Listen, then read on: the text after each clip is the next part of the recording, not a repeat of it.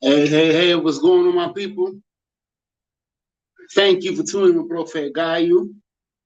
So, as you can see by the title, with this video, I am going to talk about Brazil and Peru. So, I'm going to wait a few minutes to see if I can get a few folks to hop on. Uh, It's been a long time since I went live. I've been going live in a minute. I've been took a little break, been doing a few things. But I figure I'll go live now that I have the time to talk about a few things. And I haven't been live in a while. It's been a minute, a real long minute. Let me go ahead and drop the link in here as well. Let me get the link.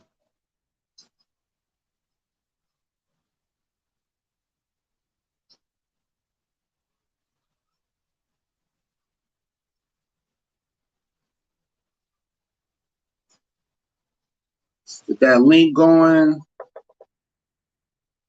Just in case someone want to drop in.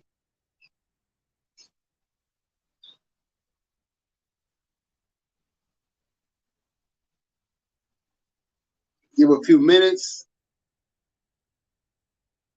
as well to see if someone pops on. So we can get started talking about Brazil, Peru, and why you all need to go.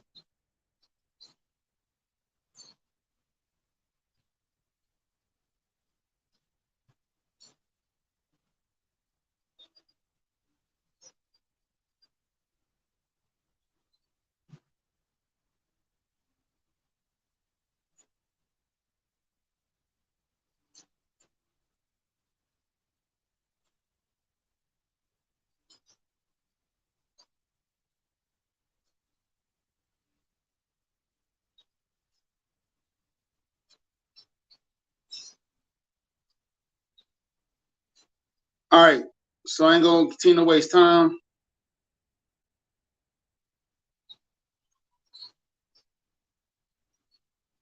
I don't have anything. I'm not gonna continue to waste time. So let's talk about it.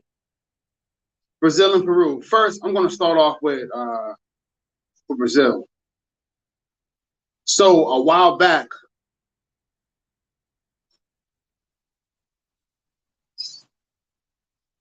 I went to Brazil.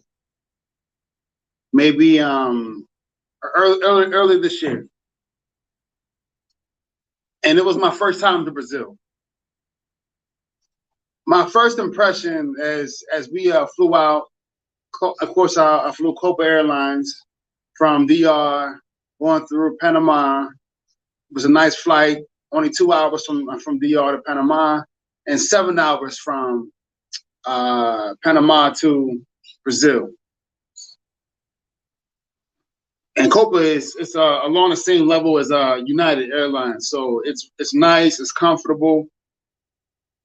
They feed you, they give you refreshments. Also, if you are a gold member or platinum member or a 1K member, you can enjoy the lounge and the airport lounge for United, Copa, Star Alliance is amazing. So go back to Brazil. So once I landed in Brazil, we landed at nighttime at about 12:30 at night or 12:30 in the morning. It was the airport was not very busy because it's really late at night. But I found the airport to be very organized. I mean, just a huge difference between flying into the airport and a place like Lima, Peru, for example, which is it could be a little chaotic. Things may have changed now. It's been a while since I've been there. Or, flying into Santiago or Santo Domingo, where things aren't as organized, or the infrastructure of the airport isn't as well put together as Rio. So flew to Rio, GIG, and then we took a taxi from the airport. Before I got in the taxi, I made sure I checked Uber to see what the cost is between the airport and the hotel we had in Copacabana. Our hotel was called Benidorm Palace Hotel, and I'll be putting out some footage of all this real soon. So I checked Uber. Uber was about 80 reales. So 80 reales is about that's about $18. So I went to the taxi driver and said, "Hey, this is the address of the hotel we're going to, and I'll give you $80." He's like, "No, 120." I was like, 80. He said, "No, 120." I said, "No, 80." He said, "All right, 100. 80. No. I'm not doing it." I was like, "All right, man, I'll give you 100. Let's go." So I was trying to get him 80 down to what Uber says, right? But it ain't work. But at least I got him down from 120 to 100. So that helped out. So we got to the hotel. He helped get our stuff out of the taxi. And keep in mind, in at least in Rio, I don't want to paint the whole picture of Brazil with just Rio, but my only experience is Rio for right now. So the taxi drivers in Rio, they have the meter. So as soon as you jump in the car, they turn on the meter. However, because we already had a fixed rate, it didn't really matter. But just so you know, taxi drivers turn on the meter. But that was the so the trip from the airport to the hotel, and maybe one more time after that, I don't know where I went. One more time after that, I used a taxi. Apart from that, I just use Uber because I felt that for the most part, you get a better rate using Uber in Rio rather than using the taxi and their taxi meter. So anyways, got to the hotel. Hotel was nice. I think I paid the equivalent of, I stayed there for 3 nights. This hotel in Copacabana. I paid the equivalent of $90 a night.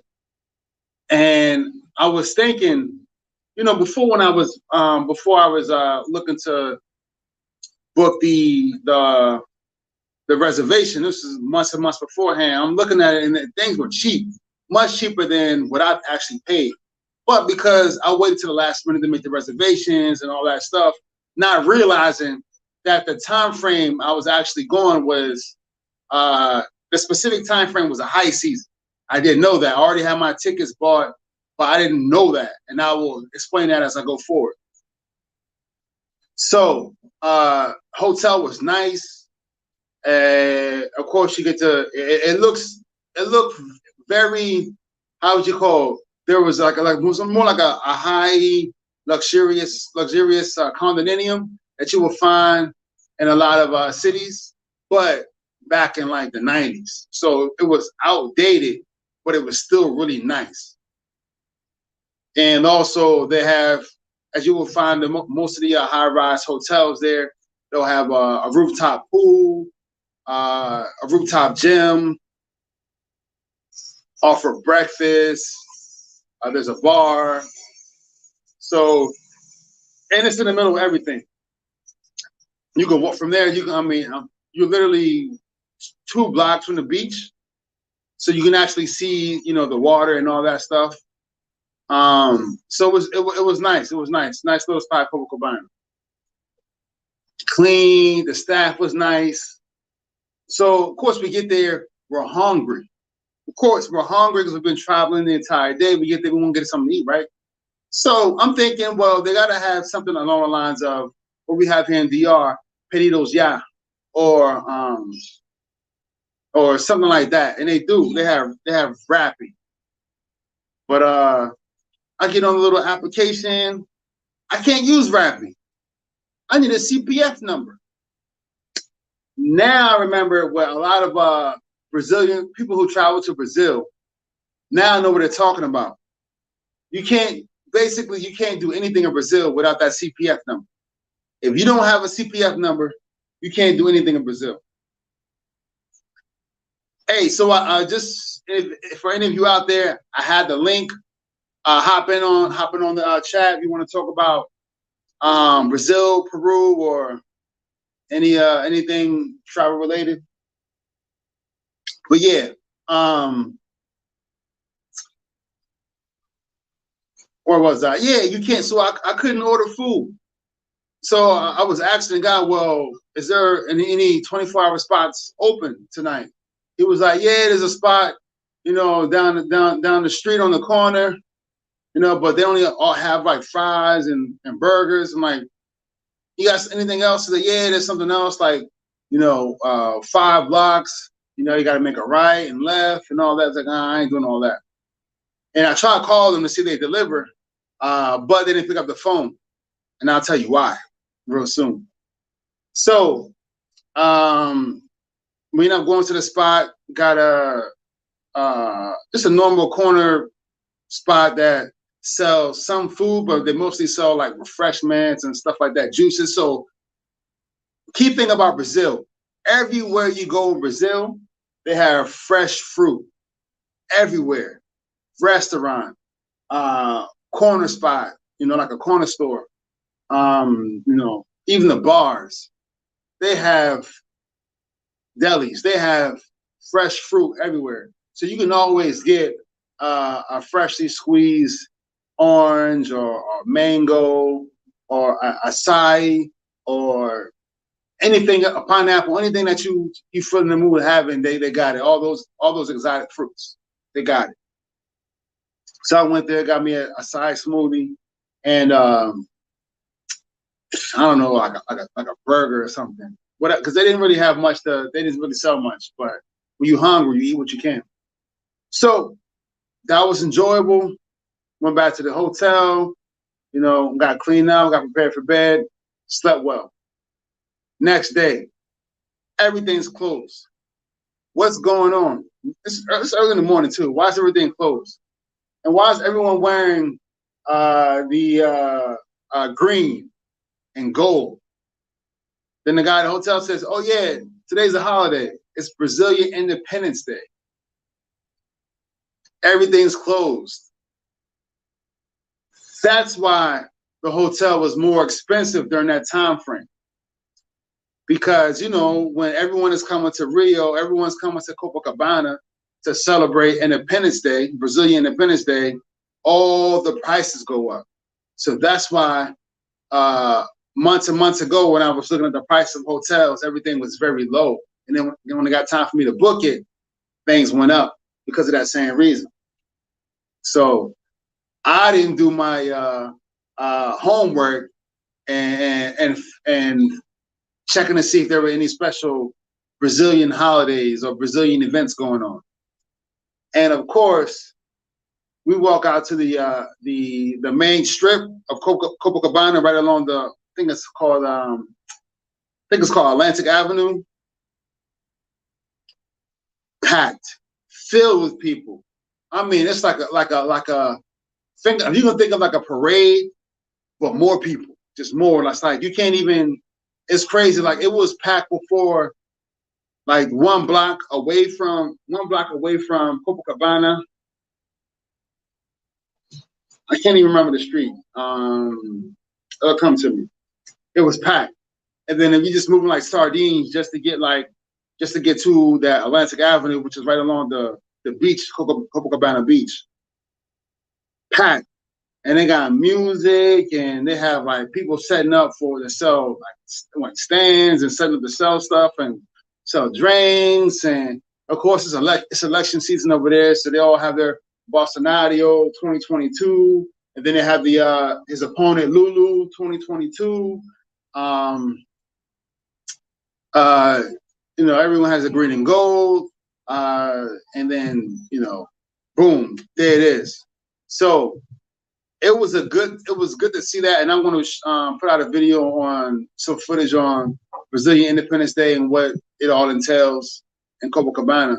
But it was really cool to see all that. But I wish I would have known that because I would have planned that trip a little better, just so I wouldn't have been there on Brazilian Independence Day because everything was closed. Essentially, everything was closed. I mean, you have some like restaurants open, but essentially everything was closed. So you trying to do some tourist stuff or you trying to do this or that, everything's closed. You know, ain't nothing really going on. But still, it was definitely a good experience. While I was there, I went to a Peruvian restaurant, which is right off of Atlantic Avenue. I forgot what it's called, but I did a video on it, and I want to put that video out soon. The food was amazing. So I don't know if any of you are familiar with Peruvian food. Peruvian food is amazing. Unfortunately, living in DR, here in Santo Domingo, I have not found a Peruvian restaurant. There probably is a Peruvian restaurant somewhere in Santo Domingo. I haven't found it yet. If one of you know about it, let me know. I'd be very excited to check it out. So, went to this Peruvian restaurant, had me a pisco sour, which is the Peruvian, national drink. I think it's also Chilean too. They fight over where it came from. But pisco was in Peru, so I just say it's Peruvian.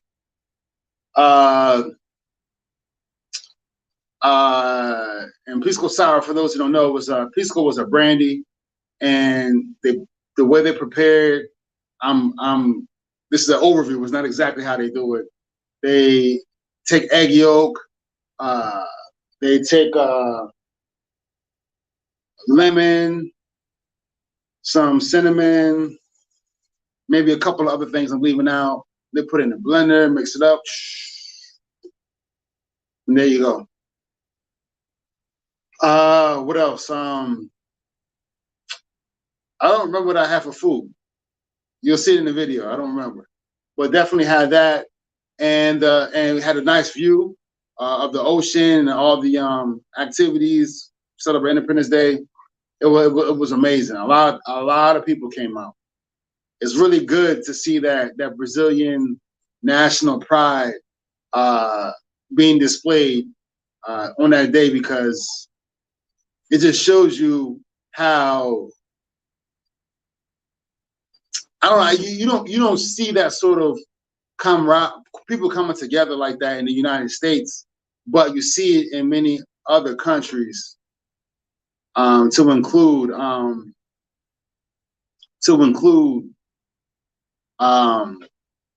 Brazil. So it was really dope to see that.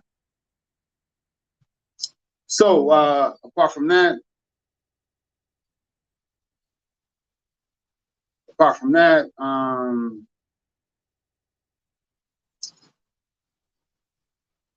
lost my train of thought.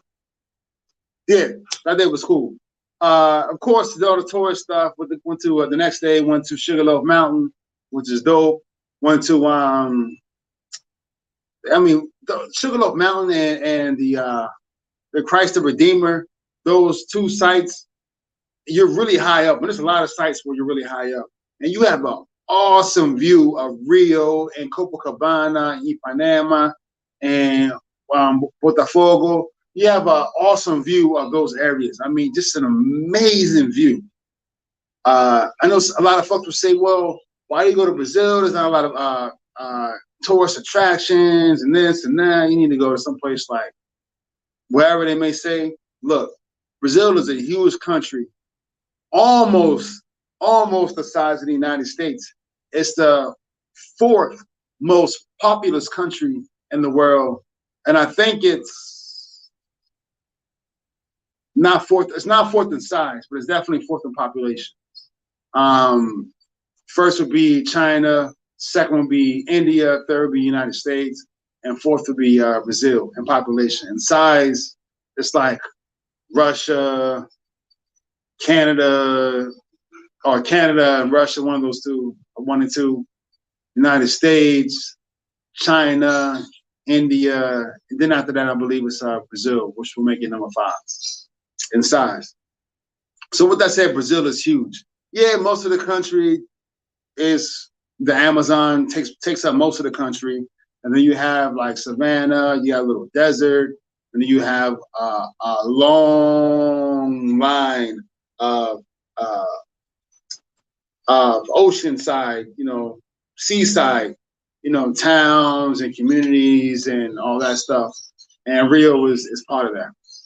So um, it's a lot to see, and it's a lot to see in Brazil. But I'm gonna stick to Rio. That's the only place I really went to.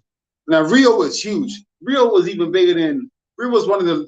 It's the second largest city in Brazil, but it's still one of the largest cities in the Americas, right? Even bigger than New York City by size and population.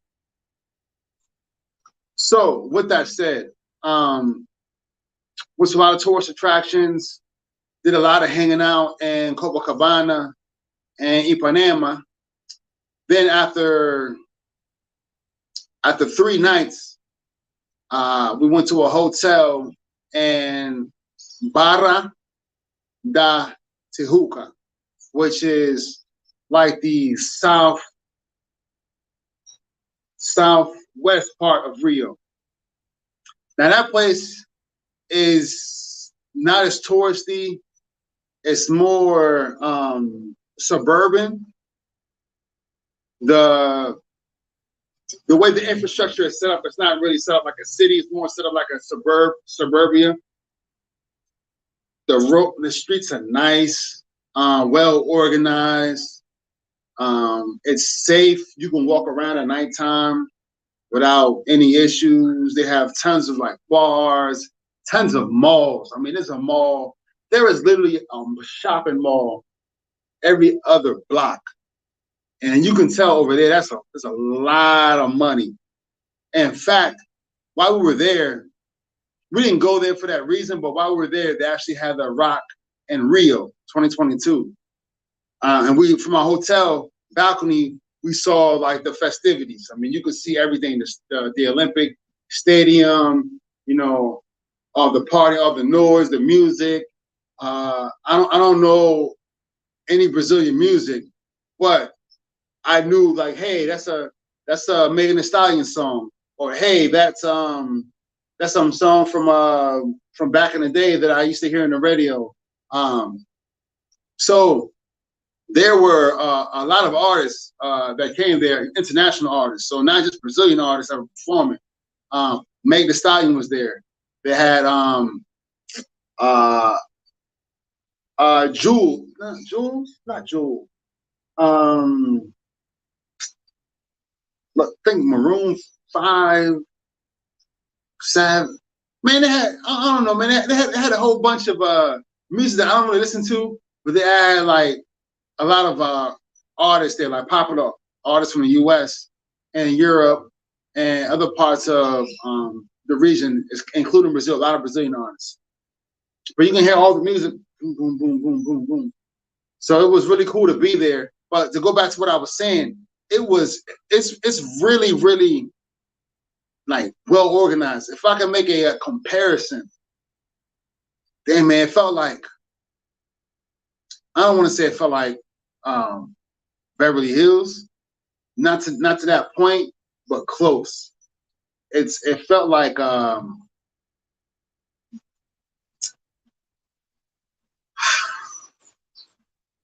it felt like I can't really give a good comparison. But if you can think of a really, really nice, quiet, but happening place in the United States that's really, really safe and really well organized. I mean, organized, clean. That's the place. That's what Barra de Tijuca is.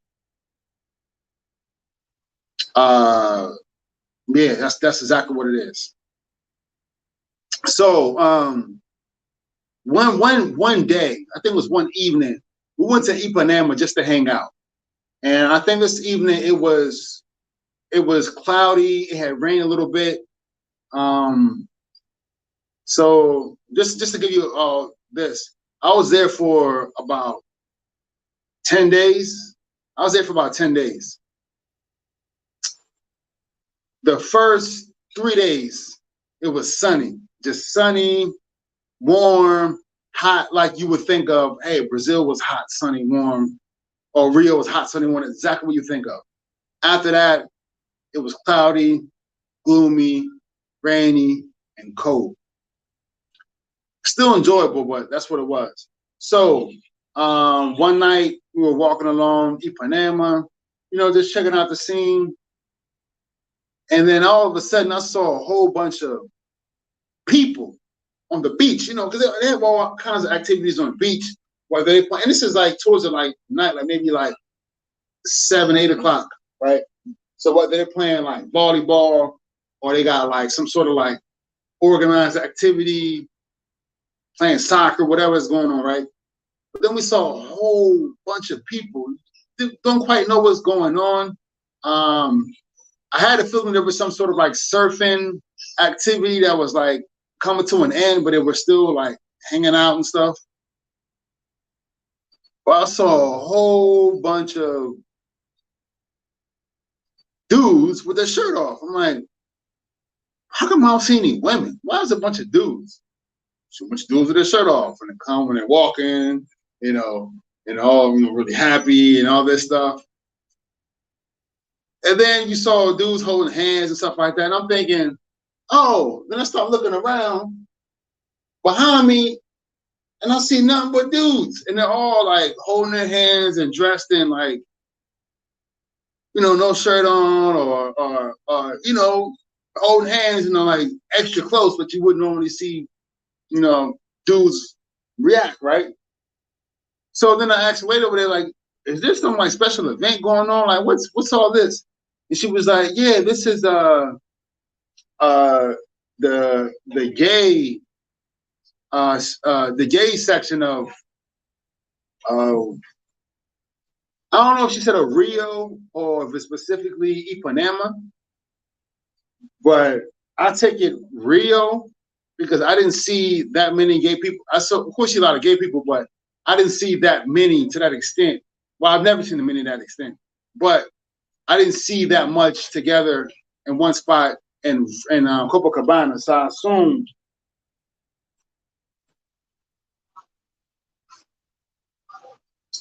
assume it's just Rio. I mean, it's just Ipanema that has that gay section. So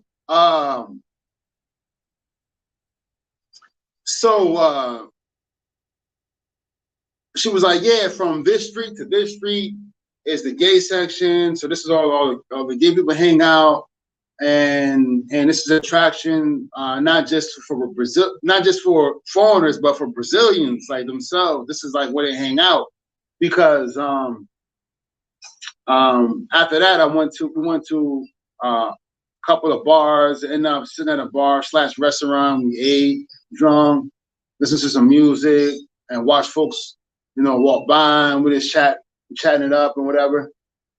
And yeah, that is the gay section, and it's cool because I've never been to a place where there were so much like gay camaraderie or openness or whatever. Because I mean, you saw everything from really like masculine to really feminine to dress, full dress, like a camisa or long sleeve shirt, short sleeve shirt with pants, to Daisy Dukes, to bikinis, to butt cheeks hanging out. I ain't never seen nothing like that before. Never. And hey, good for them. They feel they have a place where they can all go to and do that. I'm gonna be honest, I've never seen that before. Never. And I did not know. No one that said that anything about that in the videos that I've done. That there, I guess no one would really know because they're really looking for it. But I didn't know. So for those of you, if that's your community, you got a place to go. Go to Ipanema. I can't tell you which street, but you go to Ipanema, ask around. There it is, and you'll find gay heaven over there. Because I mean, there's a lot of and not only that, what I found out in that area, 'cause that's the same area we sat down to get something to eat and drink and everything. Even the not to say the bartenders, even the waiters, the workers, the people who clean the restaurant and over there, they're gay. So I was like, because we were talking like, so I guess you actually have to be, no, maybe it's not. I don't want to say that, but maybe it's encouraged that you are part of the community if you're going to work in the community. If that make any sense. So yeah, that was just a cool experience. Never seen that before. But yeah, and it's really safe. Really safe over there. I mean, it is safe. Now, of course, you don't want to let your guard down. You think it's really safe until it's not safe, right? But I mean, you find a lot of just like groups of women walking around by themselves, whether it's in Ipanema or Copacabana. Well, those are the two places we spend most of our time in addition to Barra. They call it Barra, but it's Barra de Tajuca. And it's dope. It's dope. So Brazil was a huge country. So a lot of things, you know how like DR, right? Basically everything in DR is imported. Almost. I mean, they do manufacture some stuff here, but very little. For the most part, everything is imported. However, in Brazil, which is a lot like the US, most of the stuff there is fabricated in Brazil. So what does that mean? Prices are cheaper. Yes, prices are cheaper. Essentially, everything is cheaper in Brazil. Even the gasoline is cheaper in Brazil. Petro Brazil. Everything is cheaper in Brazil. Everything. I could not find one thing that is more expensive in Brazil than it is in like the US or DR. None. Nothing. Everything is cheaper in Brazil. Everything. They even have even I want to say they manufacture their own cars as well, but at least they do have plants, car plants there. So whether it's Volkswagen or whatever, they manufacture the cars there. So yeah, so that's the cool thing about Brazil. That's why prices are cheap. Brazil is cheap, and if I could compare the prices between Colombia and Brazil, Colombia and Brazil, I would probably say that, I don't know. I can't tell you which is cheap. Both are cheap. I can't tell you which is cheaper. I really want to know what you all think. Let me go ahead and write this in here.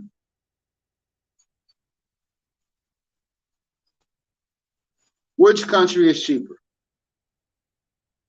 Brazil,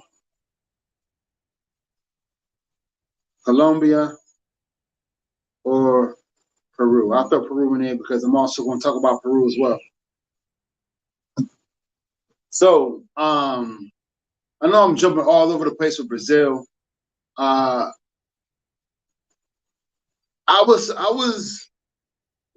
shocked? What shocked me in Brazil? I knew Brazil was highly developed, right? I knew Brazil was Brazil's a developed country. Yeah, there's poor. There's a huge disparity between rich and poor in Brazil. A huge disparity between rich and poor in Brazil. And I'll be honest, it's along the lines of this right here. It's along the lines of this. You'll find your lighter skin people in the nicest areas of Brazil, and the nicest malls and the nicest restaurants. That it just was true. It's true. Now I'm talking about Rio. Maybe it's different in other parts of the Brazil, but in Rio, it's definitely like that. And you'll find your almost exclusively your darker skinned Brazilians doing service jobs or working as maybe waitress or bartender or cleaning, janitors.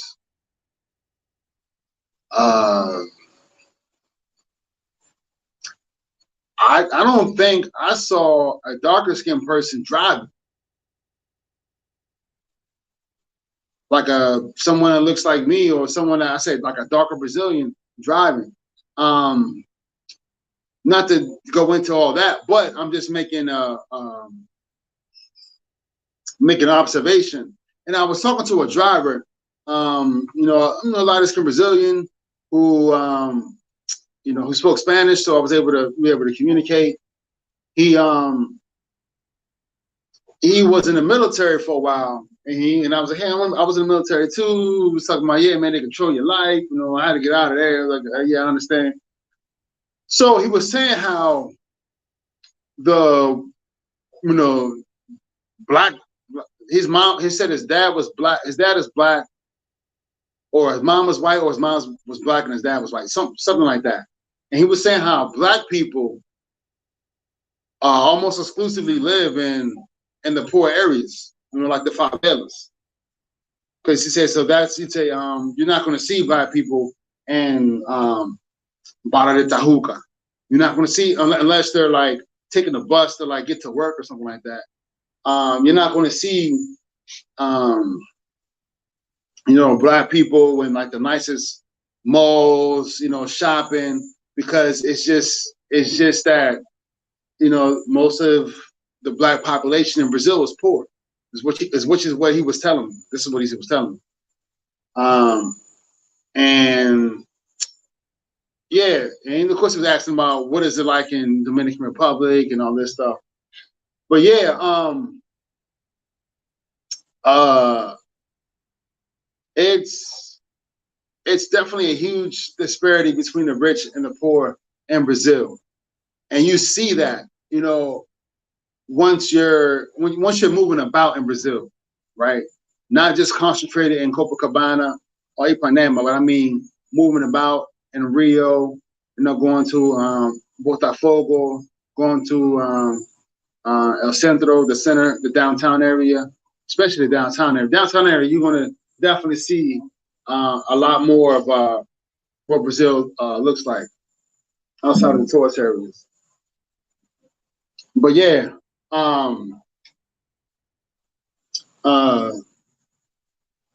that's Brazil in a nutshell. I went on a hike. That was dope to go to the Pedra de Gave, which is like the Gavea rock, something like that, which is in Barra de Tajuca. Didn't make it to the rock. I mean, I was ready. I was in there, but my party, I didn't go by myself. I went with a party of people, and it kicked their butts. I should say that. So we didn't make it. Because I'll tell you what, there is no emergency services when you go up that mountain. They said, hey, make sure you when it's just a national park. So once you're walking in to the national park, and I have a video of that, and I'll put that out soon. You're going up, and they have like a little police, park police or something like that. And they say, hey, you got water? Good. Make sure you have plenty of water, and sign this form here just so we know that you're in the park. Because they have you sign a form so they know that you're in the park, and once you leave the park, you got to sign out. Because they need to keep track of who's there and who's not. Because you're trekking, you're hiking. There is no emergency services. So if something happens, it says on there too. Something happens, be prepared to handle an emergency on your own. That's exactly what it says. Be prepared to handle an emergency on your own. So as we're going up the mountain, we're probably maybe 1/3 of the way there. And again, this trek is about, on average, an hour and 20 minutes to get to the top. So we're literally like 1/3 of the way in. and my people in my party are struggling. I mean, struggling to take their breath out of shape. I ain't the best, the best in shape person, but you know, hey, I can move, right? So we're going up, and it wasn't so much that it was a hard walk; it was the altitude. So you know, when you're going up and you're walking, some folks, you know, out of shape or the altitude was getting to them. They didn't drink enough water, even though it was pretty cool. It was cool enough to the point where there were no mosquitoes, so it was really nice. Hollywooded with no mosquitoes, and yeah, my people, my party couldn't make it, and I was not in a position to be carrying someone down a mountain if they, you know, passed out, something like that. I was like, look, if you feel like you can't make it now, better we turn around now rather we turn around where we're close to the top of the mountain, because yeah, it's definitely a vicious trek going up there, but it was a good experience. But in a nutshell, that's Brazil. If you speak Spanish, it's going to be easier for you to communicate in Portuguese or with their Portuguese. Why? Because Portuguese and Spanish is very similar. Uh, uh, they are more likely to understand their Brazilians are more likely to understand your Spanish than you are to understand their Portuguese. However, a lot of words sound the same and are the same, so you can get your point across, but you're not going to be able to have an in-depth conversation, you know, between Spanish and Portuguese. But you can definitely get your point across, which is the beauty of knowing Spanish. Uh, let's see. They don't know that you're a foreigner until you open your mouth. So that's how it is in Brazil. They don't know you're a foreigner until you open your mouth. Once you start talking, then they realize, all right, if he don't know Spanish, and if he doesn't know Portuguese, then we ain't gonna be able to communicate. That's pretty much how a lot of the conversations went, right? You go into a store, they start speaking in Portuguese. How can I help you? And you say, "Eu não falo português," and they turn around, right? And it's very rare to find someone in Brazil that actually speaks English.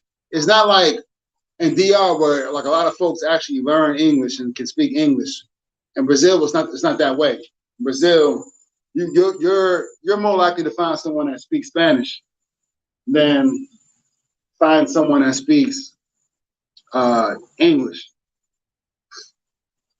So enough about Brazil.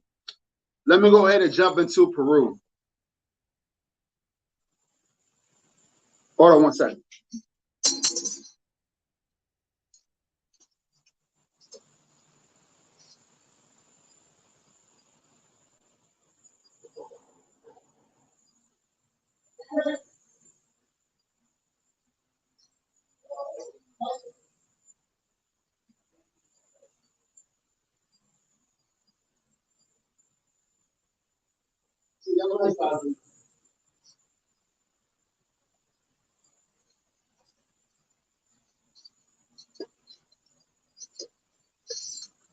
All right, now I'm back. So, Peru. Peru is Peru is hey, aprende la luz, por favor. Peru is gracias. Peru is a dope country. I know it has experienced a lot of changes. Recently, it's gone through some economic hardships, and I think because of the pandemic and the crisis with, you know, the cost of energy and stuff like that, it's put a strain on the Peruvian economy, and the government has made, apparently, you know, I don't want to get political. Apparently, the Peruvian government has made some bad decisions. So they're in a little more, I guess, economic hardship now. But that's not what I'm going to be talking about. Peru is definitely a place you want to go to. It's a pretty big country. I'm pretty sure it's by size it is bigger than Colombia, but it is definitely uh, a sizable country. They have three main regions.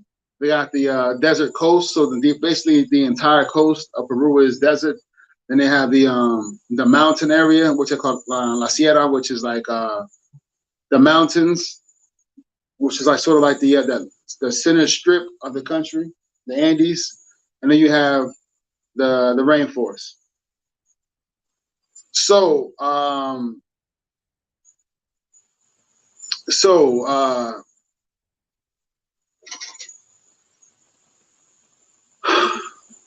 my experience there, my experience there is I lived in Lima for about 3 months. I lived between Chosica and Chalacayo, which is sort of like the outskirts of Lima. So Lima, the way Lima is broken down by, I believe the correct term is districts. And you'll have like Miraflores, you'll have Barranco, you'll have Chorrillos, I think that's the name.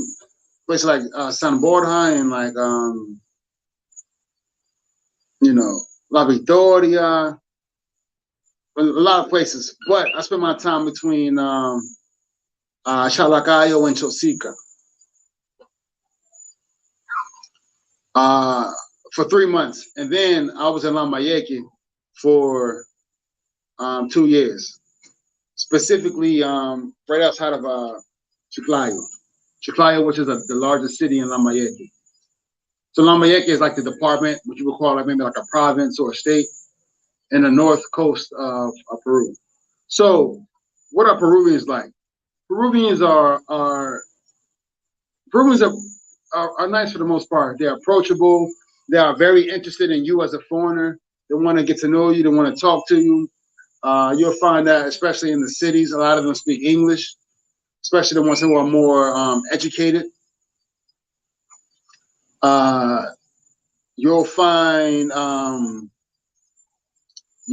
that Peru is a hotspot for people who surf. So if you're into surfing, because it's on the Pacific and they got like rougher waters along the Peruvian coast, especially in the north coast, like Lambayeque, Piura, um, you'll find like those areas are very, very popular for surfing. Uh, Place to go. If you are a first time traveler to Peru, I highly recommend you go to Lima. Lima's a dope spot. If I can compare Lima to a city in another country in South America, I would probably compare it to uh, I would say Bogota, but Bogota seems to be a lot more organized than Lima. Lima's huge. Lima's huge. Lima is probably bigger than Bogota. Now that I think about it, and maybe they're both huge. But Lima's huge, but it's really really like congested and But I'll tell you this: if you go to Lima, there's not a lot of cool spots to go to in Lima outside of Miraflores, outside of maybe Barranco or Chorrillos. I think it's called Barranco Chorrillos. And outside of like those three areas, um, maybe one more district. That's it. It's not the place to be, not the place to really like go to and hang out. But that not to say that you're not gonna have a good time going there. You will, but it's not like some other countries where there's like a lot of like cool spots.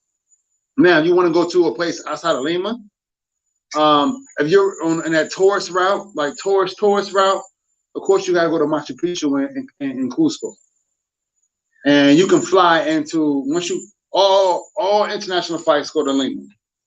You may have some that go directly to Cusco, but for the most part, all international flights go to Lima, and then from Lima, you'll either take a flight to get to a big city like Arequipa or Trujillo or Chiclayo or Piura, or you're going out to the Amazon, Pucallpa or Iquitos, or if you're going out elsewhere like Puerto Maldonado, or if you're going to Lake Titicaca, you can go out, you can fly out there, or if you're going to Cusco, you fly out to Cusco. You can also take buses. The buses there are pretty cool. So the way they have the buses there is they have what they call a sofa cama, which is like a sofa bus, a sofa bed. So basically, because it takes so long to get to places in Peru by bus, you can book a cheap bus, and you'll be like a regular bus. It's sort of like riding coach on a Greyhound or in a plane, and you'll be very uncomfortable. Or for that 12 or 13 or 15-hour drive, you can get yourself, and it's overnight. Those trips are overnight. You get yourself a sofa cama, and basically you'll be able to like go all the way back. Yes, all the way back, and sleep. You'll be on the air conditioned bus. You know, you can play a movie just like you're in the airplane. You play a movie of your choosing, or they'll have everyone watching the same movie depending on the line. And yeah, it's basically like being first class, but you're on a bus. So that's a really dope part about Peru. So if you don't want to if you want to experience Peru and actually like see like where you're driving and what it looks like to get from here to there, then yeah, definitely take the bus. If you get the time, take the bus. If it's overnight, instead of paying I don't know, 20 or 30 or 50 or $100 a night for a hotel, just take the overnight bus to get to wherever you're going outside of Lima. And you can sleep on the bus. They feed you. Yeah, they feed you. Literally, it's like riding first class. There's a bathroom. It's literally like riding first class while you're on the bus. And it's not that expensive. It's cheap. It's cheap. So outside of Lima, like unless you're doing a really, really tourist stuff, I would say go to Cusco, go to Machu Picchu, one of the 7 world wonders of the world. Outside of that, I highly recommend. With like 3 H's. Highly recommend you go to Ica, Chincha in Ica. So go to Ica, go to Chincha, and go to Pisco, and go to the sand dunes. The sand dunes is like where you can actually go like sand surfing, and they have like a oasis town in the desert, which is like cool with a nice little like lagoon and all that stuff. That's really amazing. Chincha is the center of Black Peru, and that's also located in Inca.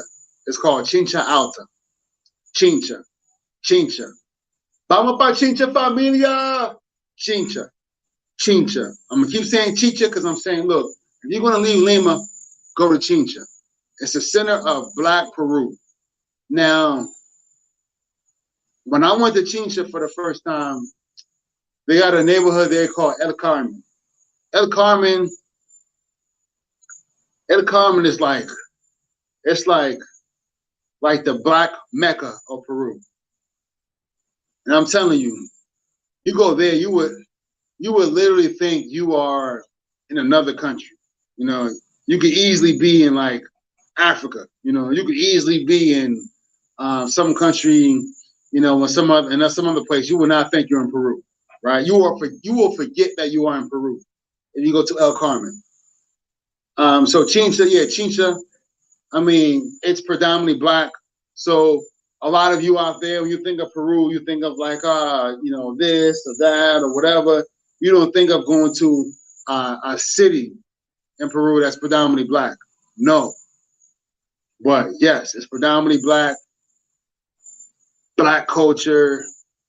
When I say black culture, there is black culture, but it's not like as I don't want to downplay, you know, Chincha or black Peruvian culture, but it's it may not be as rich as you may as at first glance as you may see in other places, but it is. It's in the food, it's in the music, it's in the language, it's in the vibe, the way they carry themselves. It is there. But I will say this: it is Black Peruvians are very, very, very much marginalized in Peru. They are very marginalized in Peru. Very. I would even go to the length to say, out of all the countries I've been to, and I've been to a lot of countries, Black people are more marginalized in Peru that I've noticed than other countries, all other countries I've been to.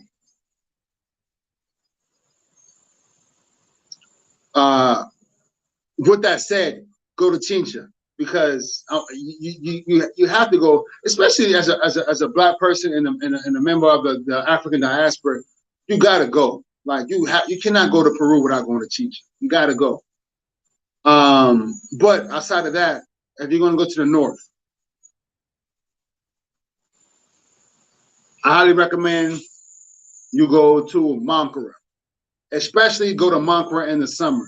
So the Peruvian summer, just like the Brazilian summer, is during our winter. So between like December and March, that is Peruvian and Brazilian summer. So yes, in Peru, the seasons do change, but not that much. But people travel a lot. And they really the place they go to is the north, because in the north it's warmer.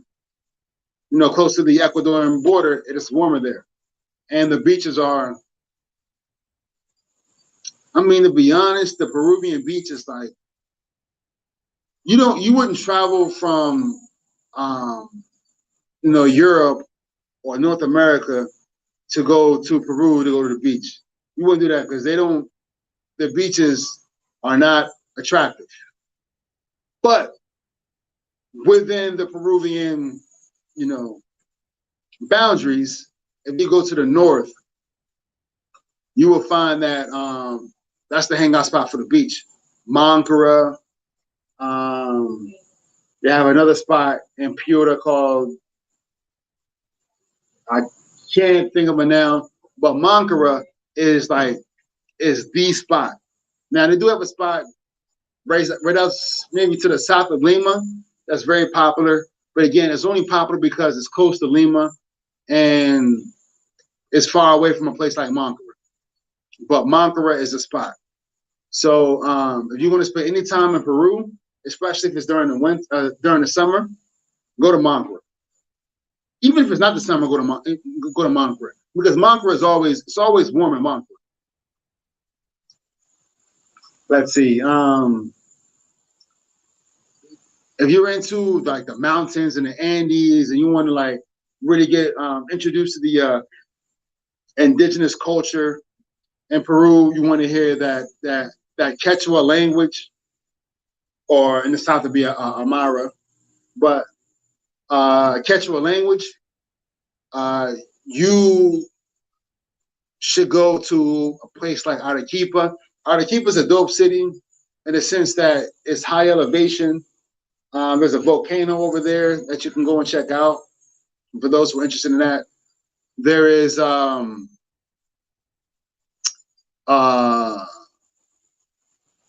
have a really like I guess, old Spanish vibe there, and Arequipa.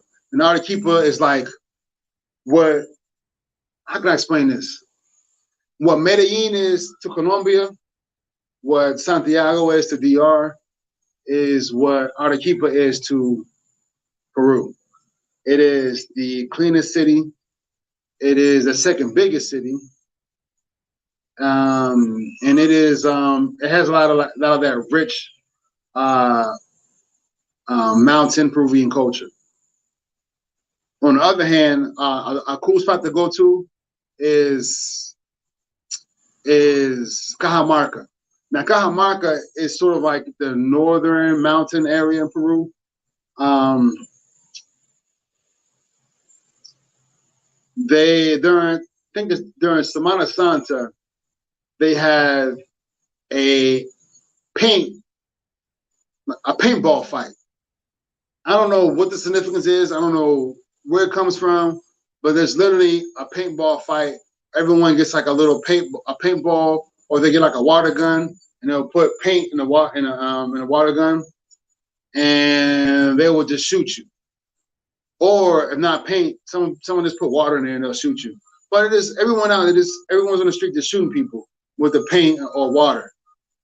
I remember one instance where I was actually leaving Cajamarca on the bus that day, and it was hot. It was one of those buses that didn't have a AC, so the window was down. So I'm laid back and I'm sleeping, mouth open, probably snoring, right? And some kid is on the side of the road and sees that I'm sleeping. The bus stops. I guess there's like a little bit of traffic. The bus stops. The kid pulls up his water gun and just starts shooting me because I'm like sitting by the window, and wakes me up and I'm all wet, like, oh, what's going on? And everyone's laughing at me, and the kid is laughing. And of course, I can't throw nothing at the kid because the bus is moving now. But that's sort of like the vibe there during Semana Santa, which is Holy Week, in Cajamarca. Look, man, I can go on and on, but because I ain't got nothing to do, I'm going to keep talking about this. The jungle. I would really like to go to Iquitos. People say go to Iquitos. Iquitos does require time because you can fly to Iquitos. You can fly to any city basically in Peru has an airport from Lima, and the flights are cheap. The flights, you will not find a flight more than $100. But because when I was living there, I didn't have a lot of money. I'd always take the cheap route. So to get to Iquitos, you can't drive out there because it's literally in the middle of the Amazon, close to the Brazilian border, and it's on the Amazon River, and it's the largest city in the world not connected by a road. So you have to get there by boat. That's the cheapest, but it takes days in a boat to get there. So because it's always like time, how I'm gonna do it with the schedule and all like that. So I never gone there. But people say go to Iquitos. I did go to the Amazon, but I went to Pucallpa. Because Pucallpa is like the biggest city in the Amazon that you can get to by road from Lima. So I went out there, and man, it is a totally different vibe. If I can't explain it because that's the only time I've ever experienced the Amazon. But I'll tell you this. For those of you who have been to many like the major tourist spots that, us in the tribal community go to, places like Bogota or Medellin, Cartagena, Lima, Quito, Guayaquil, Panama, Rio, Sao Paulo, Buenos Aires, Santo Domingo, Port-au-Prince, Havana, some of the spots cats go to, or going out to Europe or wherever. Look, I'm gonna tell you this: none, absolutely none of those places can compare to a city in the Amazon. Man, it is a different vibe in the Amazon. And you gotta go. You gotta go experience that. I'm telling you, it's a different vibe. So what do I mean when I say different vibe? People move different in the Amazon. People speak different. They have their own Amazon region culture. I'm not talking about being in this Amazon, you're in the woods, with like a, you know, in a bikini or something like that. No, I ain't talking about that. I'm talking about a city. Like those cities and the Amazon, it's a different vibe. They how can I explain it? For one thing, it rains a lot. But it doesn't rain like continuously a lot, but it rains a lot. So that's strange. Like the weather patterns are very different in the Amazon. The food is different. The food is different. What kind of food do they eat? Well, as you would say, they eat a lot of fruits and vegetables. Yeah, that. But they eat a lot of exotic foods. A lot of exotic foods that are strange for a lot of us. It's a normal meal for them. When I say exotic foods, I mean like frogs, snake, different types of rodents, birds, like stuff that, where elsewhere you would just eat like, maybe some pork, some chicken, some beef, fish, stuff like that. They may eat that, but they also eat this. So that's different. The music is different. The music is different. They have a different style. And because the majority of the population are not that mountain indigenous, it's the rainforest, it's the Amazon indigenous. It's a totally different culture, a totally different vibe. And I tell you, for I got grown folks watching this channel. Maybe not right now. Hopefully you'll watch this later. In Peru, the police in Peru are federal. So they get moved around from place to place. They're like sort of like the military in the US, where you have like you're stationed here for a couple of years, stationed here for a couple of years. That's how the Peruvian police are. But there's a saying that say, hey, when you move to Iquitos or one of those cities in the rain in the Amazon, you better wear a condom. You better wear a condom. Because they got all kinds of stuff out there. That's the saying that you always, when being in Peru, when someone talked about the rainforest, one of those cities out there like Pucallpa or Iquitos, that's one of the first things that come out of their mouth. They're saying that they got everything out there. Because they say that, well, the stereotype is they have more sex out there in the rainforest than they do in other parts of the country. And with that said, they're passing a lot of this and that around out there. So I highly recommend you go out there to visit. But I'm just letting you know what locals are saying to keep you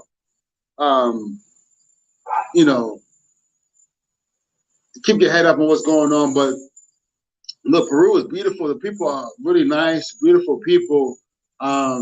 Really, really, really, really good people.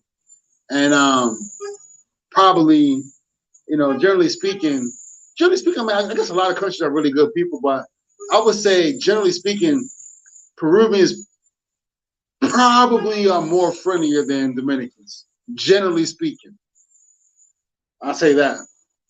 But you'll definitely enjoy yourself out there in Peru. So I recommend that trip out there. I have not been to Peru in a bit, but at least within the next couple of years, I plan to make a trip out there. But I'm trying to travel as much as I can now. because you never know when it's your time to go. So I love to travel. I'm in a position to travel, so I'm going to be traveling a lot more. You want to see my video of Brazil?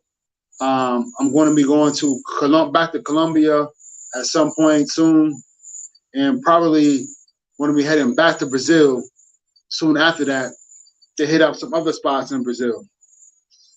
So I went to Peru. I'm sorry. I went to Brazil, specifically Rio. I done Rio, and now I want to go to. I'm going to head out to Sao Paulo, of course. I'm going to head out to Canela and Gramado. Canela and Gramado is in the south. Is in the most southern state in Brazil, where they have the ice-capped mountains and all of that. So I'm going to go out there for a little bit. Go to Sao Paulo for a little bit. I'm going to go to Salvador, which is in Bahia. I'm going to go out there for a little bit. I'm going to go to a place. I may go to Florianopolis, but specifically, I'm going to go to a place that's near Florianopolis called Camboriú, like Camboriú, something like that. It seems really, really nice. So I think I'm going to check that out. I think it's going to be the spot. So the next time I go to Brazil, I'm going to be spending at least a month there. A month in Brazil. Because Brazil is huge and it's a lot to see and experience, and I want to make the most out of my next time I go to Brazil.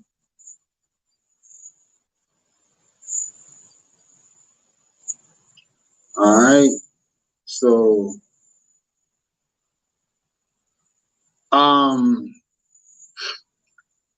let's see what else.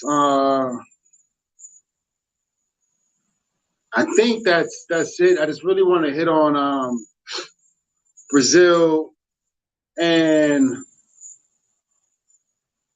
Peru.